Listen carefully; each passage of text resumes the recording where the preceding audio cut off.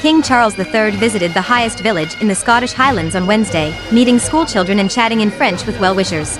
Currently on his summer break at the nearby Balmoral estate in Aberdeenshire, the king visited Tomintoul in Cairngorms National Park and was welcomed by primary schoolchildren and community stalwarts. The monarch wore a kilt made from the King Charles III tartan, which was first seen in public a couple of weeks ago. Villagers flocked to greet the king, and the Dufftown Pipe Band performed ahead of his arrival. Tomintoul, founded in the 1750s, has a history of whiskey production but faced an economic downturn in the 2000s. As a result, the community pulled together to gain access to grant funding and to promote tourism in the region. It now has 750 villagers, nearly twice the population in 2012, after the community worked to address socio-economic problems, including lack of development, an aging population and expensive housing. The Glenlivet Development Trust was formed to address the economic problems and began a £3.3 million, $4.1 million, energy-efficient housing development, the Old School Close, on the site of a derelict school.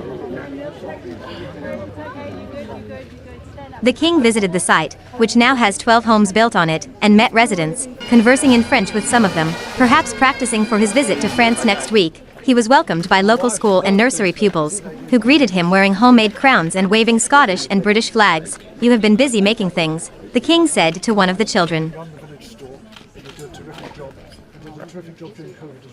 During a walkabout at the village green, an elderly man asked the king to wish his wife a happy birthday. "We love you, King Charles," a woman shouted, and another woman showed him a blue manicure and asked, "Do you like my nails?" Alastair Sharp, 79, a member of the Glenlivet Development Trust Board, wore a kilt for the visit of the king, whom he described as a neighbor.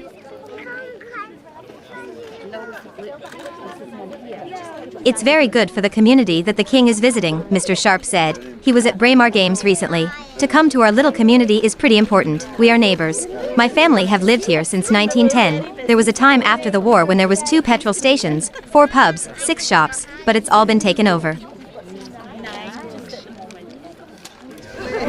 It's worked very well. We've pulled together. The affordable housing was a great success. We are now a dark sky area. We are hoping to develop a camping and caravan site. It's amazing how, if you know who to ask for grants, you can get them for worthwhile projects." In 2017, the trust bought a former museum and turned it into the Tomintoul and Glenlivet Discovery Centre, and last year a post office was saved from closure.